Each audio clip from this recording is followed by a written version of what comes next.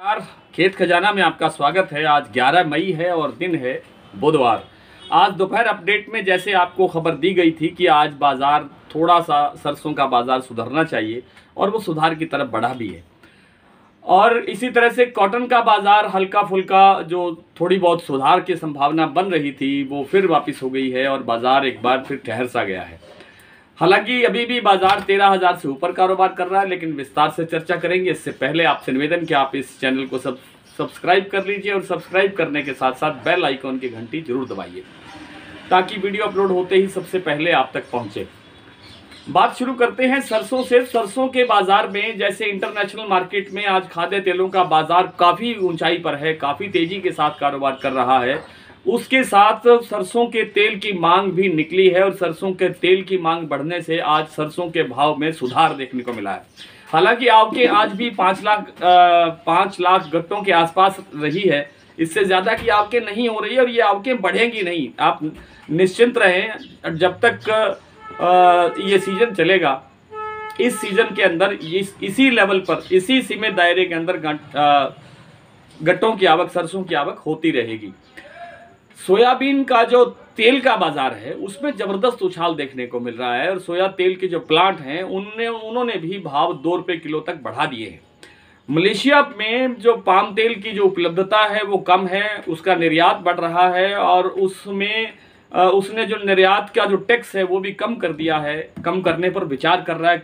कम कर दिया, मान लीजिए, आप कर सकता है, वो कभी भी कर सकता है, कभी भी ये घोषणा हो सकती है। वो ज़्यादा से ज़्यादा देशों तक अपनी पहुंच बनाना चाहता है क्योंकि इंडोनेशिया से पाम तेल का जो है बैन लगा हुआ है और इन सब कारणों के से सोयाबीन की जो पाम तेल की डिमांड है वो भी सोयाबीन पर शिफ्ट हो रही है। यानी पाम तेल कम है तो सोयाबीन पर शिफ्ट हो रही है। एक दूसरे की जो मांग है खाद्य तेलों की वो एक दूसरे पर शिफ्ट होती है। जैसे सूरजमुखी तेल की जो मांग है वो इन दिनों मूंगफली तेल पर शिफ्ट होती हुई दिखाई दे रही है। इसलिए जो खाद्य तेलों का, सभी खाद्य तेलों का जो बाजार है उसमें एक तेजी का माहौल है। ये तेजी का माहौल बने रहने की संभावना है।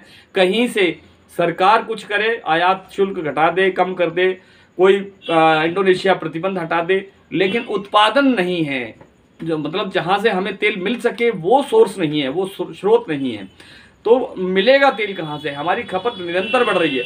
आपको जान करके हैरानी होगी कि सरसों का जो उत्पादन है उसके बदले में, उसके मुकाबले में जो सरसों की खपत है इस साल वो हैरानीजनक आंकड़ों से आगे बढ़ रही है। ये आंकड़े हमारे विस्तृत रूप से हमारे दैनिक डेली बुलेटिन में प्रकाशित होते हैं, आप उससे भी जुड़ सकते हैं। तो कुल मिलाकर के आज भरतपुर का बाजार 28 रुपये के आसपास तेज खुला। जयपुर का बाजार करीब 25 रुपये से लेकर के 50 रुपये तक तेज कारोबार करता हुआ दिखाई दिया। हालांकि शाम को बाजार फिर 50 से 75 रुपये टूट गया है। सलोनी का बाजार में जैसे मैंने दोपहर में बोला था कि 50 रुपये तक बाजार बढ़ सकता है और वही हुआ। हालांकि एक प्लांट, केवल अलवर प्लांट में 50 रुपये का भाव बढ़ा है। भाव था 7850 और हो गया है 7900 रुपये। कुछ बाजारों में, कुछ मंडियों में 20 रुपये से लेकर के 100 रुपये तक की तेजी देखने को मिली है। मैं भाव जिक्र करूंगा आपके समक्ष, तो आप उसका विश्लेषण कर लेना, कल से मिला लेना, भाव कितना तेज है, भाव कितना कम है। अधिकतर मंडियों में भाव स्टेबल सा भी रहा है। ये बात है सरसों की, और सरसों का जो कुल विश्लेषण है वो तेजी की तरफ है और अच्छी तेजी की तरफ है। सरसों के जड़ में मंदा नहीं है।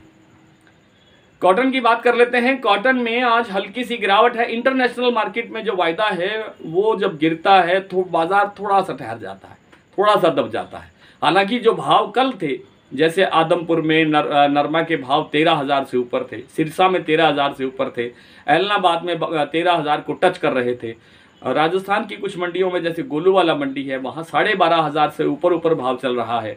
वही भाव आज भी देखने को मिल रहे हैं। नरमा कपास के अंदर देखिए अवेलेबिलिटी पहले दिन से, जिस दिन से नरमा कपास की फसल आनी शुरू हुई है उससे पहले मैं बोल रहा हूं कि इस साल नरमा की कपास की फसल बहुत कम होगी और भाव बहुत अच्छे स्तर पर नए भाव बनाती हुए नरमा दिखाई दे सकता है और भाव नए बन रहे हैं। नित्य नए भाव नरमा बना रहा है। ये स्टोरी भी आज हमने अपने डेली बुलेटिन में प्रकाशित की है।